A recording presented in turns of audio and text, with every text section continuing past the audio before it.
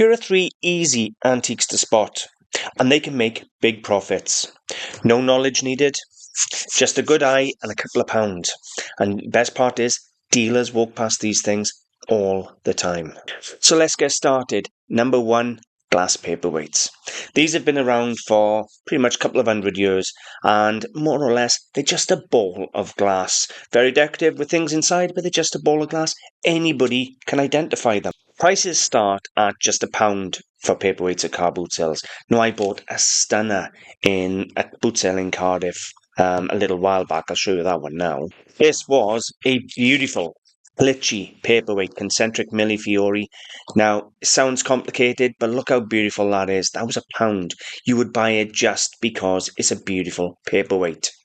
Absolutely beautiful thing. That was only £1. Now, a lot of dealers won't even look at paperweights because they can't tell the difference between a Chinese paperweight and a Scottish paperweight, for example. But even the Chinese paperweights are worth buying. They're beautiful and people will still buy them. Take a look at just some examples I have for sale on my website, just to give you an idea of the range of Chinese paperweights. So this is the range of Chinese paperweights. You can see here you've got millefiori, you've got flowers, you've got butterflies. Well, there's even an article there I've done on how to identify Chinese paperweights. Then you come down here, you got, again, all different types. This one is like a jellyfish inside the glass. There are so many different types of Chinese paperweights. Just because it's a Chinese paperweight doesn't mean it's not valuable either. On average, a general Chinese paperweight will sell for £10, £15, £20 just because it's a decorative paperweight. A collector won't buy them. However, members of the public who like paperweights and maybe browsing may buy it just because it's beautiful.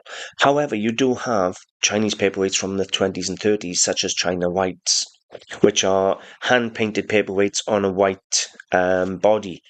Now, they sell for really good money, 50, 60, £70. So Chinese paperweights are worth buying as well. Now, I see paperweights at almost every car boot sale I go to. They're everywhere. Right? Knowing the good ones and bad ones isn't important if you're only paying £1 or £2. Now, I'm going to tell you a story, and this is a truthful story.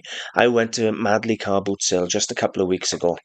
And I'm walking on the car boot sale with a friend who came with me, and I stumble upon the most beautiful Perthshire paperweight. I purchased the paperweight, it was £20. No sooner than I bought it, we were walking around, multiple dealers came up to me and said, I know you like paperweights, there's a really good one over there. And that happened 2, 3, 4 times throughout the afternoon. Now, what that tells me is every one of those dealers saw that paperweight and left it there. I'm selling it for £145. This is that paperweight. Absolutely beautiful. You can't miss it. Anybody can identify it. It's boxed, it's limited edition, it's signed, it's Perthshire, it's Scottish, it's as good as they get. You don't get them any better than that. In this original box with his own paperwork. Look at that. How beautiful is that? People left it there for £20. Dealers left it there, coming up to me saying there's a paperweight over there for £20. They weren't willing to pay it. Now, granted, you may not want to buy a £20 paperweight to begin with, but you're buying them for £1 and £2, and you're going to stumble on some good paperweights, even if you're buying, just for decorative value. Now, you could be buying them, as I've said, just to sell them because they're pretty. You're buying them for £1, you're buying them for £2, but you're going to stumble on the better paperweights. You're going to stumble on Caithness. It's the lower end of the better paperweights, but they sell for good money. So you're going to stumble on Caithness. You're going to stumble on Whitefriars, Wedgwood, Perthshire, Strathern. You're going to stumble on these better paperweights. When you go home, you can Google lens them, you can research them at home. But if you're buying them for £1 and £2, there is really good money to be made. They're also very small, easy to store. Condition is important though. I'm going to share a couple of tips with you before I move on to number 2. My tip number 1 is, if it was signed, the maker is proud of it. I'm going to share an example of a signature with you now. Now, this is a Selkirk glass paperweight, and you can see here it has the paper label, but all the way around the edge is the signature, Selkirk, Glass Scotland, and the date. So if it's signed, it's worth buying. Also, tip number 2, You look for canes. This is that Perthshire one again I showed you earlier, and on the base of that Perthshire one is a little cane. That is inside the glass paperweight, and that is another cane. And that is a 1977 P cane, which you get on Perthshire. If it was a Whitefriars paperweight, you might have the Whitefriars monk in a cane. But a lot of the time, you'll find the canes in amongst these patterns. It's not always on the underneath, so you've got to really look at the patterns to see the identifying cane. Okay, so let's look at number 2. My tip for number 2 is prints. You go to car boot sales, pretty much every stall has pictures on there. Most dealers are running around fast looking for original works of art, looking for watercolours and oil paintings, so they skip over prints thinking they're of low value or limited value. But that really works in your favour. You can pick up great prints for £1, £2. Some of these prints may be limited edition, signed. If you look in the margins, we're going to look at examples of that in a moment. You look in the bottom margin, left and right corners, you might see numbers, you may see signatures. Most of the time, an artist will sign a print in pencil and they'll number them on the left. Let's say, for argument's sake, you have number 31 over a line over 150. What that tells you is the print is a run of 150 made, of which that's number 31. Now that makes it feel limited, and people like that. It's not just a copy, it's a numbered edition that people will be happy to hang on a wall. If we come over here, this is a rare print I bought by an artist named Dylan Isaac. Now, first of all, look at the price. A lot of dealers skip over these things because they are a print, not because they're an original work of art. If you come down here, you'll see all along the bottom margin, you can see what I mean.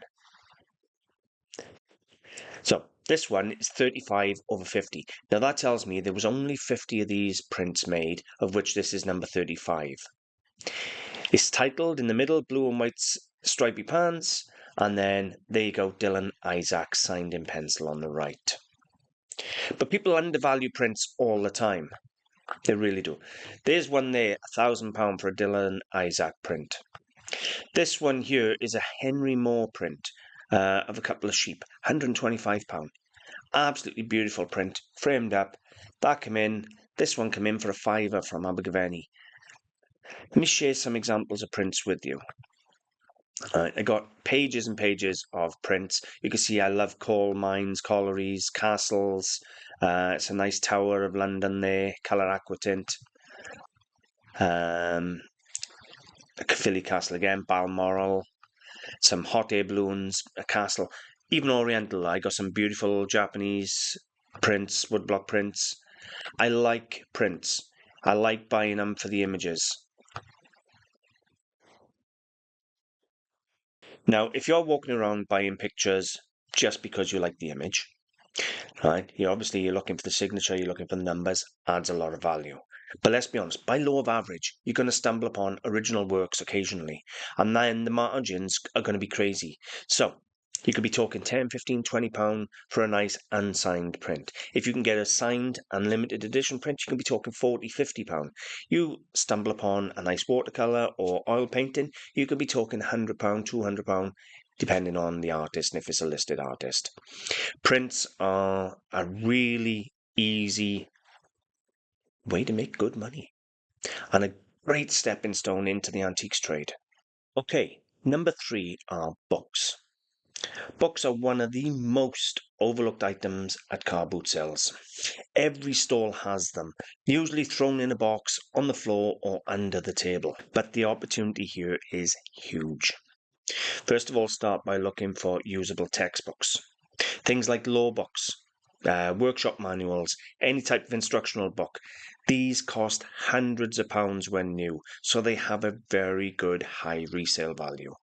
I'll show you an example of one that's relevant to my field. Here we have a reference book on Whitefriars glass by Wendy Evans, £150. Look at the condition of the dust jacket, sold. Now, some law books and textbooks and workshop manuals, people may buy them because they're studying law or they want to repair a car. If they need the books, they'd rather buy them cheaper off you. Then you're looking for antiquarian books. Now, if it's got a leather cover and Roman numerals for the date, then odds are it's going to be old. And some of these can be very, very, very expensive. You can always date it when you get home, but take a look at some of these. Just to give you an example here, 18th century, 1769, the works of Shakespeare, £350 sold. Original 1784 Captain James Hook, A Voyage to the Pacific Ocean, £295 sold. It's just a couple of examples. I got loads and loads of books. Here is an example of what I mean by if it's got a leather cover there's the Shakespeare book that's sold, and Roman numerals, they are Roman numerals, they're MDCCLXIX, and simply go onto Google, type them in, and it dated is 1769. So antique books have historical value, people like to collect books, and they look great on a shelf. So yeah, any antique books, people used to buy them just for shelf fillers. But then you're looking for signed books, modern signed books. Stephen King, Harry Potter. I think a Harry Potter sold for hundreds of thousands of pounds because it was signed. So signed books, signed by sports personalities, signed by political people. If it's signed, then you got the signature value to go with it. And of course, you got first edition books. Now, there are a couple of ways, well, there's quite a few ways of identifying a first edition. You want a first edition and a first run and a first print if you can. But more often than not, books are stamped first edition, or they'll have a series of numbers that will tell you, and they'll start with the one or end with the one, and they tell you there's first edition. Now, we'll look at them in just a moment, but I've got a full article on the website teaching you how to identify first editions. If we come here to the website, first edition books, how to identify value and profit from them. It is a massive article, tells you what is a first edition, what is a first impression, what is a first issue, and so forth. Right, but if we come down here, if it doesn't have first edition stamped on there, then this is the number sequence you're looking for. These are examples of all first printings. 1, 2, 3, 4, 5 up to 10, 10 down to 1, and then the mixed numbers, but it starts with the 1. They are numbers of first editions if they don't have first edition stamped in there. Also, you're looking for extra dates. So if it says first published 1973, published 1975, you know you got a later publication. You really don't need to know all the details at the start. You can just go out, start looking for books, looking for interesting books, usable books, antique books, and you can research them at home. The good thing is books come in at 50 pence and a pound. And there's something even better. Books take time to go through. Dealers don't have time when they get to a car boot sale. Dealers go around 4, maybe 5 times around a car boot sale, right? Now, what they do, they run through it the first time round. They run through, they're looking for gold, they're looking for standout items. Then they come through it again a bit slower and they're looking for maybe less obvious items and going through boxes and things like that. Then they'll go through it again and they'll start looking on the floor, under tables, things like that. It might be 3 or 4 times around before they actually think, okay, I'll sit there now and I'll start opening books and rummaging through books. That gives you a massive head start. You could have already been through all them books and picked the books you want to start. And we're talking books coming in at 50p, going out for £100, £200 if need be. Huge profit, huge potential. You don't need any knowledge.